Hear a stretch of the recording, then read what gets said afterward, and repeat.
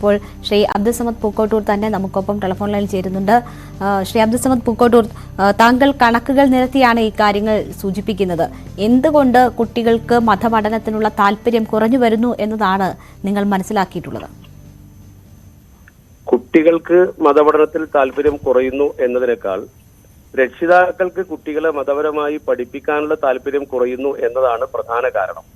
കാരണം ഈ പ്രായത്തിലുള്ള കുട്ടികളെ സംബന്ധിച്ചിടത്തോളം അവരെ വീട്ടിൽ നിന്ന് നിർദ്ദേശിക്കുന്ന വിധം പഠിക്കാനും മുന്നോട്ട് പോകാനും അവർ തൽപരരാണെങ്കിലും നമ്മുടെ ഇന്നത്തെ രക്ഷിതാക്കളെ സംബന്ധിച്ചിടത്തോളം അവർക്ക് കേവലം ഒരു ജോലി ലക്ഷ്യമാക്കിയുള്ള പഠനം മാത്രമാണ് പ്രധാനം. ഭൗതിക വിദ്യാഭ്യാസമാണെങ്കിലും ധാർമ്മികതയോ മൂല്യബോധമോ നൽകുന്നതിന് പകരം ഒരു കോഴ്സ് പാസ്സായി കുട്ടി ഒരു ഏണിംഗ് മെമ്പറായി മാറുക എന്നതാണ് ഓരോ രക്ഷിതാക്കളും ഇന്ന് ആഗ്രഹിക്കുന്ന ഏറ്റവും പ്രധാനപ്പെട്ട കാര്യം.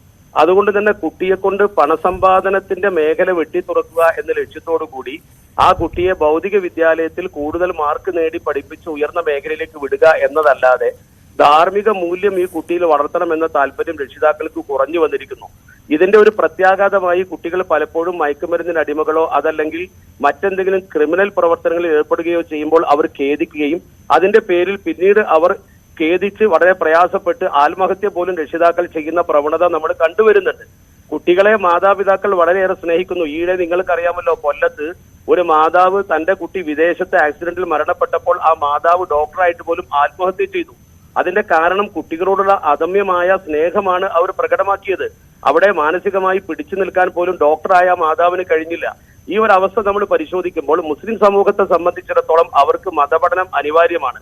ആ മതപഠനത്തിന് വേണ്ടി ഒരുപാട് മദ്രസകൾ, 10,000-കണക്കിന് മദ്രസകൾ നടത്തുന്നു, കോടിക്കണക്കിന് രൂപ ചെലവഴിക്കുന്നു. പക്ഷേ അതിന്റെ ഫലം ലഭ്യമാകാത്തതിന്റെ പ്രധാന കാരണം പ്രൈമറി തലത്തിൽ ഈ മദ്രസകൾ അവസാനിക്കുകയാണ്. 15 വയസ്സ് പ്രായമാകുന്നതിന് മുമ്പ് ഒരു 5ാം ക്ലാസ് മദ്രസ മാത്രം, ബേസിക് നോളജ് മാത്രം നേടിക്കൊണ്ട് കുട്ടി പിന്നീട് ഭൗതിക മേഖലയിലേക്ക് പോവുകയാണ്. കുട്ടിയുടെ കയ്യിൽ ഇന്റർനെറ്റ് അതുപോലെ തന്നെ ആധുനിക സൗകര്യങ്ങളൊക്കെ ഉണ്ട്. പഴയ കാലം പോലെയല്ല. കുട്ടിക്ക് ഉപകരണങ്ങളുടെ വേലി കെട്ടാൻ നമുക്ക് കഴിയില്ല. നെറ്റ് ഉപയോഗിക്കരുത്, TV ഉപയോഗിക്കരുത്, മൊബൈൽ ഉപയോഗിക്കരുത് എന്നൊന്നും പറയാൻ ഇക്കാലഘട്ടത്തിൽ ഒരിക്കലും നമുക്ക് അർഹതയില്ലെന്ന് മാത്രമല്ല നടക്കുന്ന കാര്യവുമല്ല. അതുകൊണ്ട് സ്വാഭാവികമായും കുട്ടിയുടെ മനസ്സിന് മതിൽ കെട്ടുകയാണ് ആവശ്യം.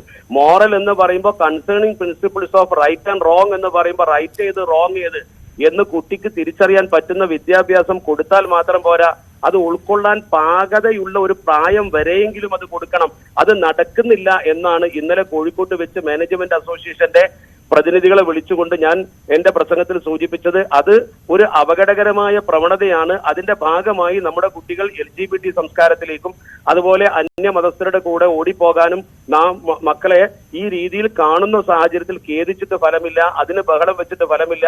നമ്മൾ ഈ പ്രക്രിയ അവസാനിക്കണമെങ്കിൽ നമ്മൾ തൂമ്പിൽ വളമിട്ടത് കൊണ്ട് കാര്യമില്ല, മുരട്ട് തന്നെ വളമിടണം എന്ന് പറഞ്ഞാൽ കുട്ടിയെ ശരിക്കും ഒരു പക്വതയും പാകതയും മെച്ചറാകുന്നത് വരെ നല്ല മൂല്യബോധം പഠിപ്പിക്കുന്ന ഒരു അവസ്ഥയിലേക്ക് രക്ഷിതാക്കൾ ഉണരണം എന്നാണ് ഞാൻ സൂചിപ്പിച്ചത്.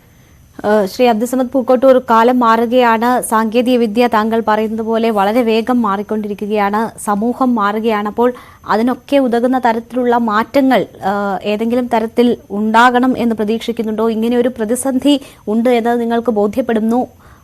അപ്പോൾ ഏത് തരത്തിൽ ഇടപെടാനാണ് നിങ്ങൾ ശ്രമിക്കുന്നത്?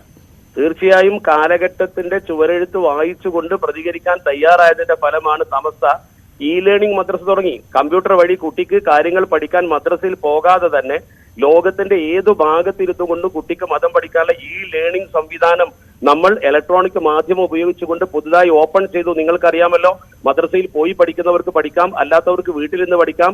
നെറ്റ് ഉപയോഗിച്ചുകൊണ്ട് കുട്ടികൾക്ക് കാര്യങ്ങളൊക്കെ പഠിക്കാനുള്ള സംവിധാനം നമ്മൾ ചെയ്തിരിക്കുന്നു. കാലത്തിന്റെ മാറ്റം നമ്മൾ ഉൾക്കൊള്ളുന്നുണ്ട്. മദ്രസയിലും നമ്മൾ ആധുനിക ട്രെയിനിങ് നൽകിക്കൊണ്ട് ആധുനിക വിദ്യാഭ്യാസ രീതിയിൽ തന്നെയാണ് പഠിപ്പിക്കുന്നത്.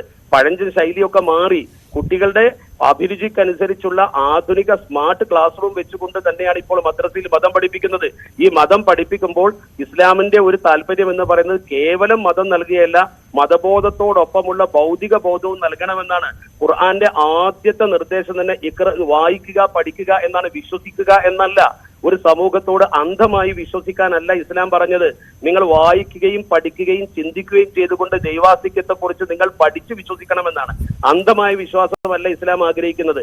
അതുകൊണ്ട് ചുറ്റുപാടുകളെ കുറിച്ച് പഠിച്ചും കാലത്തെക്കുറിച്ച് പഠിച്ചും കുട്ടി വളരുന്നതിന് ആവശ്യമായ വിദ്യാഭ്യാസ സംവിധാനം നമ്മൾ ഒരുക്കുമ്പോഴും കേവലം തൊഴിലധിഷ്ഠിത വിദ്യാഭ്യാസമായി വിദ്യാഭ്യാസത്തെ മാറ്റുന്ന ഒരു അഭ്യാസ പ്രക്രിയയാണ് ഭൂരിപക്ഷം രക്ഷിതാക്കളും ചെയ്യുന്നത്. അത് ഇസ്ലാമിൽ മാത്രമല്ല, ഹൈന്ദവ സമൂഹത്തിലും ക്രൈസ്തവ സമൂഹത്തിലും ഒക്കെ അങ്ങനെയുണ്ട്. അതുകൊണ്ടാണല്ലോ ഇത്രയൊക്കെ മതപാഠശാലകളും ധാർമ്മിക ബോധന വേദികളും ഉണ്ടായിട്ടും നമ്മുടെ നാട്ടിൽ സാംസ്കാരിക കേരളത്തിൽ പോലും കൊലപാതകങ്ങളും വഴിഞ്ഞാട്ടങ്ങളും വൃത്തികേടുകളും മയക്കുമരുന്നും ഒക്കെ വർദ്ധിക്കുന്നത്.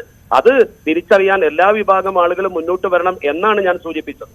ശരി, വളരെ നന്ദി ശ്രീ അബ്ദുൾ സമദ് പൂക്കോട്ടൂർ ഞങ്ങളോട് ഈ അവസരത്തിൽ പ്രതികരിച്ചതിന്.